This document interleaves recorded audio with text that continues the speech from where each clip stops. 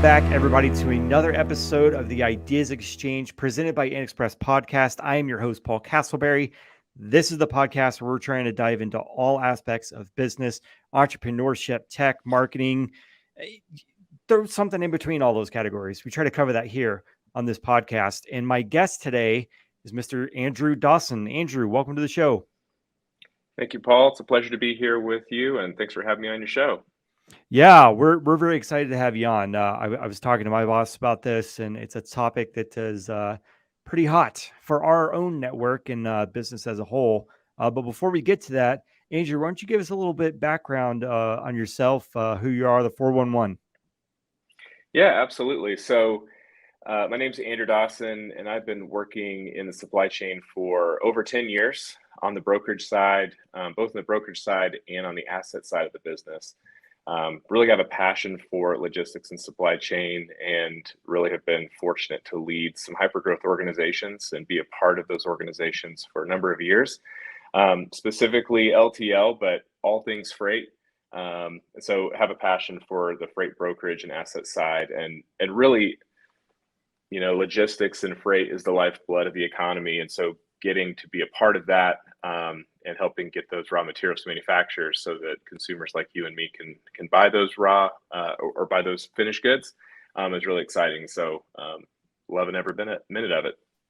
Yeah, and I think for the general population, something to kind of point out here, InXpress, we're a supply chain solutions provider. We're in this shipping and logistics space, freight space. That's what we do. And so when we were talking about the subject for what we wanted to cover on this episode, freight's a very hot topic right now in the business space, especially for a lot of small to medium-sized businesses, which we service. And so that's why we wanted to have Andrew on, because he is absolutely an expert in this space. And when you were talking about that, your spiel there, something I wanted to kind of touch on was you mentioned brokerage side and the asset side of the business. Can you dive a little bit further into what that means and kind of elaborate on that for us? Yeah, you bet. So a transportation brokerage is an intermediary, or you can think of them as a matchmaker, and it's a middleman between a shipper and a carrier. So the carrier, or the asset side of the business, a carrier is someone who physically has the trucks, the service centers, the real estate, dock workers, forklifts, et cetera, to move an item from A to B. Whereas a transportation brokerage as an intermediary is someone that really works on behalf of the shipper, almost like an outsourced shipping department or consultant, to really provide a lot of value in matchmaking and marrying the right mode. So there may be a load that's best fitted for full truckload, and maybe something that's fitted for less than truckload, rail, air, ocean, small package, whatever the mode may be.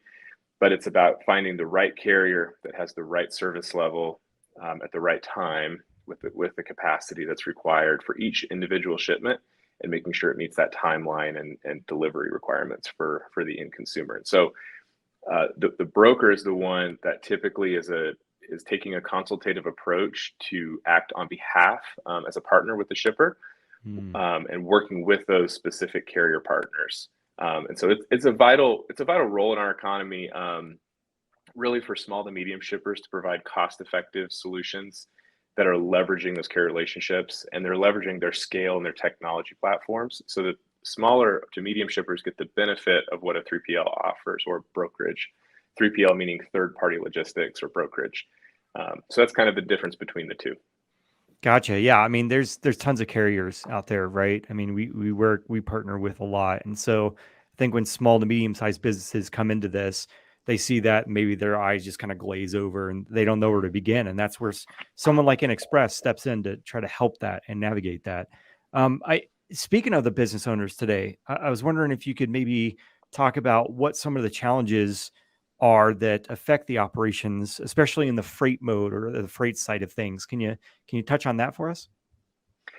Yeah. So as the world became far more digitally connected through the pandemic, and you have this technology adoption that is really important for small shippers.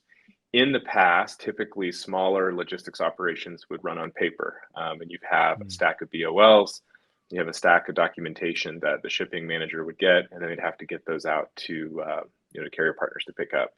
Well, technology adoption is something that's going to be really important for all businesses and really essential in freight, because you're going to face more questions and difficulties with implementations with front end purchase options on the web for customers. But the advanced transportation management that's needed in a TMS, a transportation management system, really allows you to use that software to enhance visibility and efficiency. And that's just what allows you to drive cost out of your supply chain while also having visibility into effectively managing that business and all your shipping costs. And so technology adoption is a big one. Another factor that is out there in the freight market is capacity constraints. And so you've got market fluctuations, and they're different. You could have a different type of full truckload market than an LTL market, less than truckload market. But the fluctuations in capacity for small to medium shippers are really something that can put a squeeze on them pretty quickly. And so it's really just comes down to available space and trucks and vessels on the ocean. And so relationships are so key when it comes to capacity, because you need to have a relationship with a carrier in order to get them to make commitments when things are tight. And then when things let up and there's more capacity in the marketplace, and the I guess buying power has shifted a little bit. Those relationships are important to manage so that you can offer a lot of value to your end customers there as well. But businesses need to be really careful to manage those relationships, but they also need to carefully consider how they have a diversified carrier base.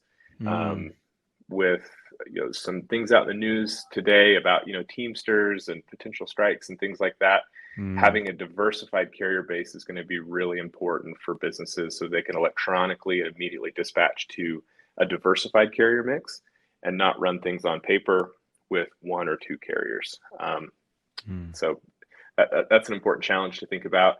And then disruptions. We're talking about, mentioned that potential for a strike with a carrier. What is the disruption to your business, and how do you use the tools that are available to you to have data-driven insights that allow you to have alternatives to get your product to market, so that you can you can take those trends that you're seeing and turn those into actionable things that you can do for your supply chain, for your business.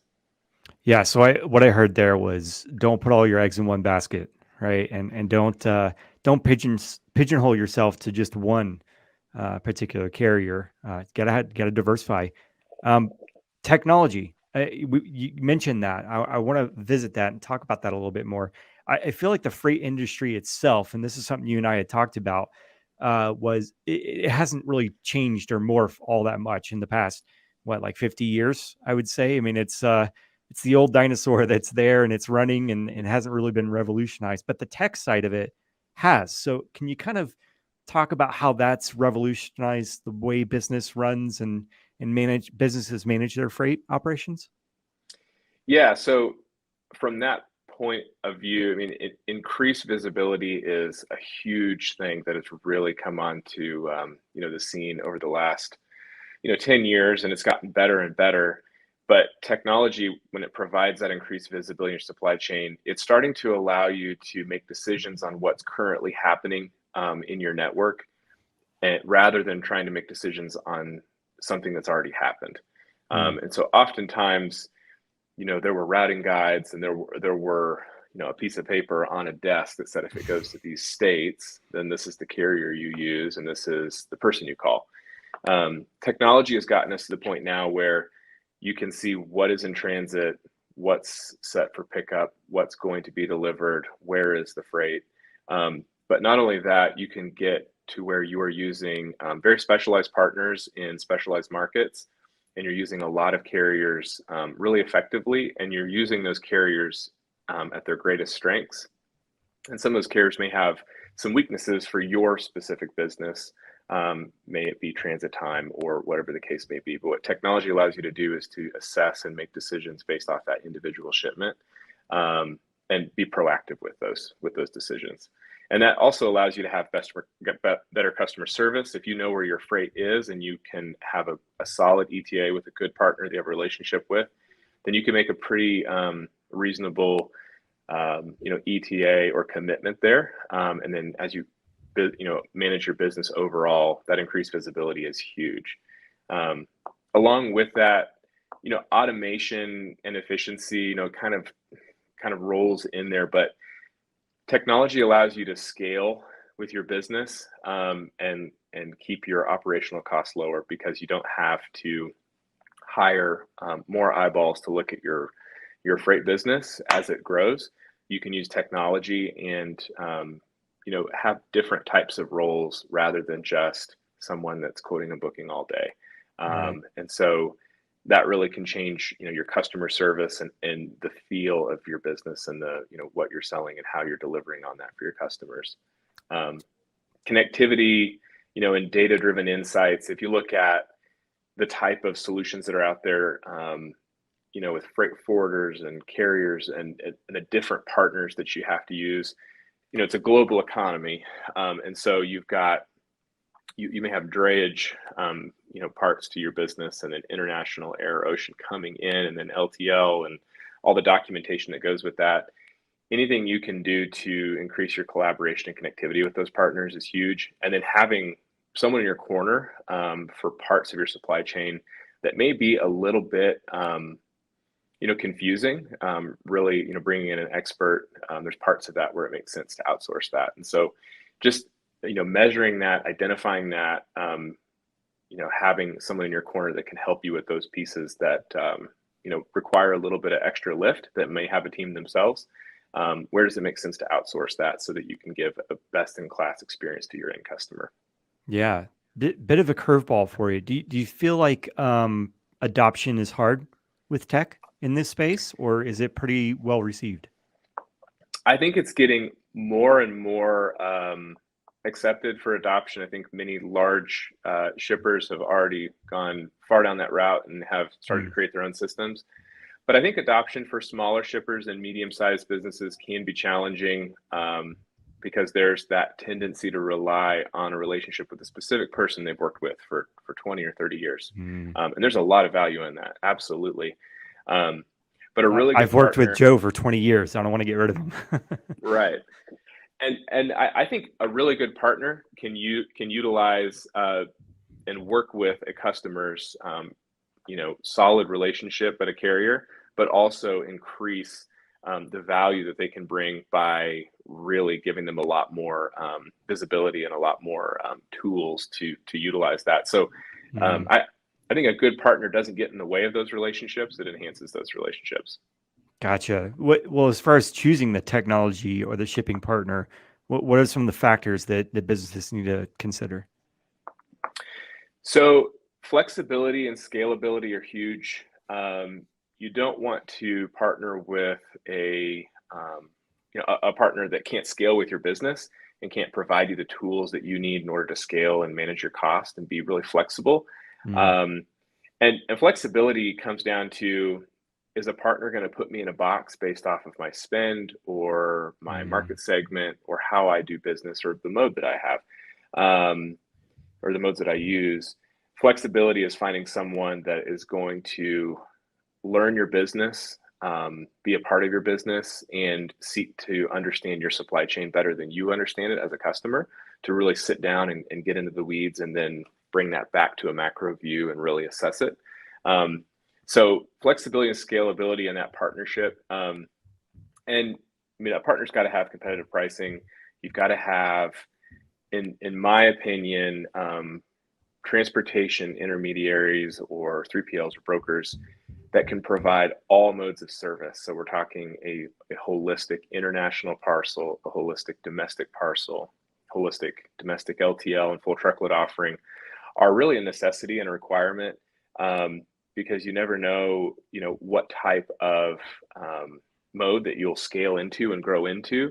And so Mm. customers that were heavy on LTL and then they switched to an e-commerce model during the pandemic to get their goods to their customer's door, where they previously used, palletized LTL domestic network to get it to a retail location. So having the flexibility to quickly be able to turn that switch when you need it is really Mm, important for a partner when choosing one.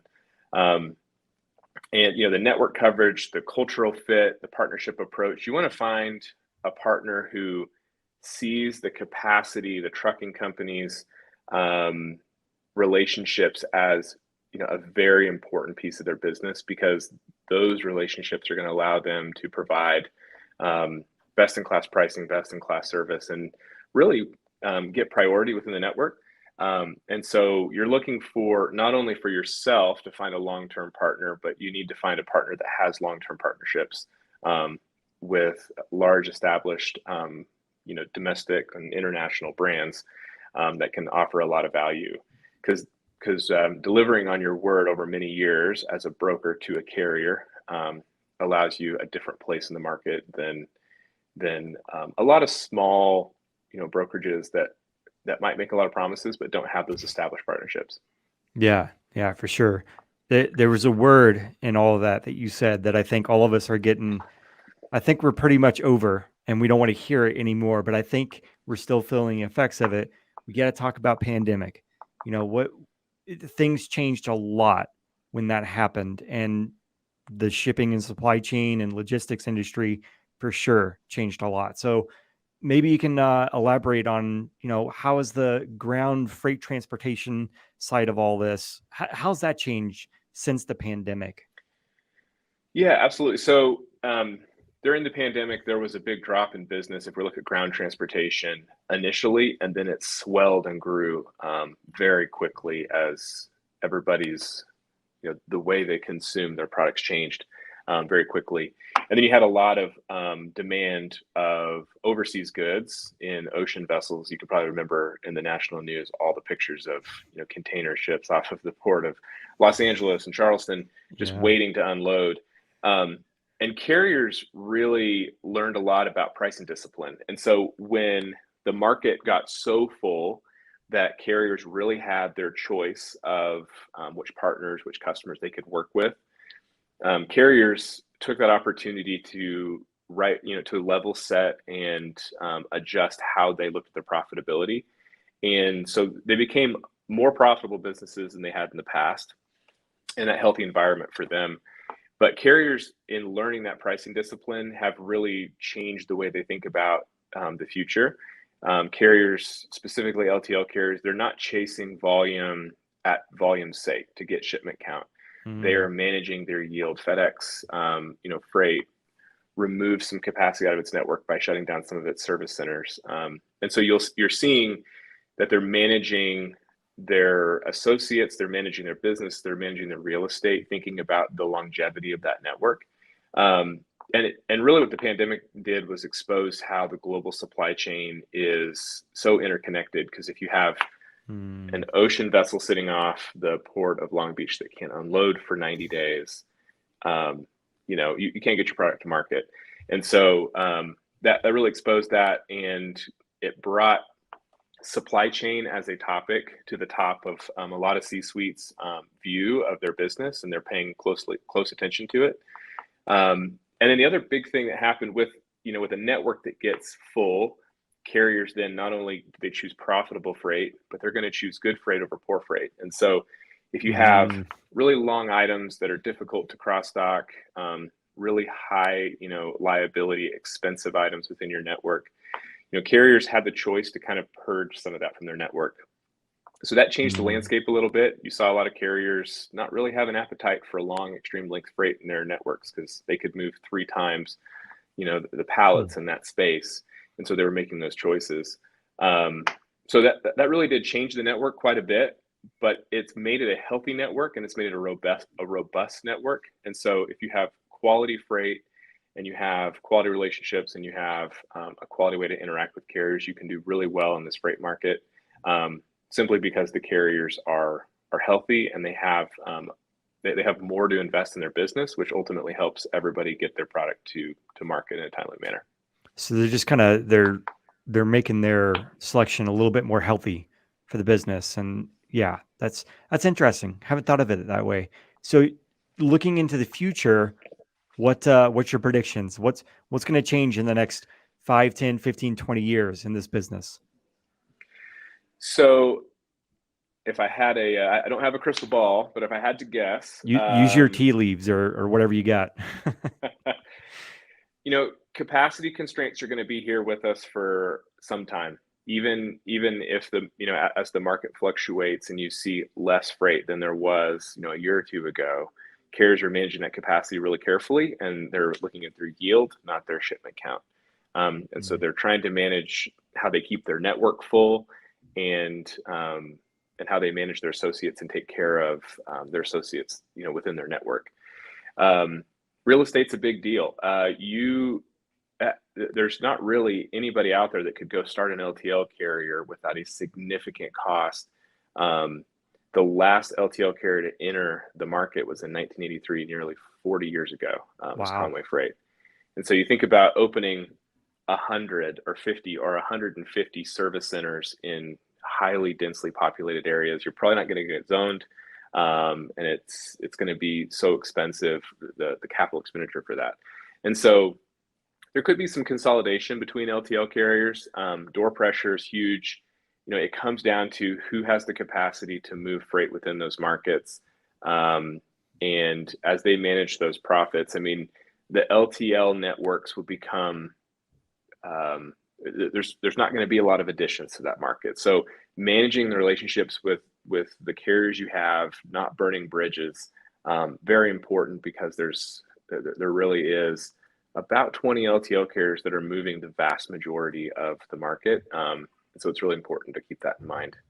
But carrier consolidation and automation, everybody's looking at how you can use technology to automate what you're doing. And that's just going to continue to get more and more advanced in the freight side of the world. The LTL side, someone has to physically touch and move that pallet. So that can't be automated by technology. Maybe down the road, some automated, truck and line haul, maybe, possibly, but many, many years down the road. But it's still a people business. And within the freight and supply chain world, I think it helps everybody to think of this and really remind themselves this is a people business, a relationship business. And managing those partnerships is going to be just really key. You are a wealth of knowledge, sir. I appreciate your time on this. We're coming up to the end of our time together. It's been really insightful. Very much appreciated. Before we get to the my favorite segment of the podcast, anything else you'd like to throw in there, or last minute thoughts on the subject? No, I think you asked some great questions. Just reiterating, just automation, technology, and relationships. It's just so important. I think for everybody to think through what their plan is for 2023 and beyond, and have a real clear plan of how they're going to manage their growth. Random question time. Favorite part of the podcast. It's selfish maybe, but I love it. As I've gotten to know Andrew over the past year or so, there's a common thread between the two of us, and that's barbecue. So I got to know, Andrew, best barbecue in the U.S., United States, or around the world. What's your take? All right. So are we talking styles of barbecue, or are we talking physical location? Oh man, we might take up another 20 minutes. Let's go style. Let's just stick to that. All right. Deep in my heart, growing up in Oklahoma, I'm a Texas kind of pepper smoke, hardwood smoke, Texas barbecue guy. So dry rub only, huh? Pretty much, yeah. You and we're going to get along just fine, Andrew. Andrew, thank you so much for your time. I appreciate it. It's been awesome. There's a lot of value here, and you're a wealth of knowledge. We very much appreciate your time, and just keep doing what you're doing, sir. Thank you so much, Paul. I appreciate the time. Thank you. Take care. All right. Thanks. Thank you so much for listening to the Ideas Exchange podcast presented by InXpress. If you enjoyed this episode and you want to show us some love and support, please share it out with others on social media or leave us a rating and review. If you want to know more about what InXpress is, visit InXpress.com to find out what they do and how they can help you and your business. That's InXpress.com. Thank you so much, and we will catch you in the next episode.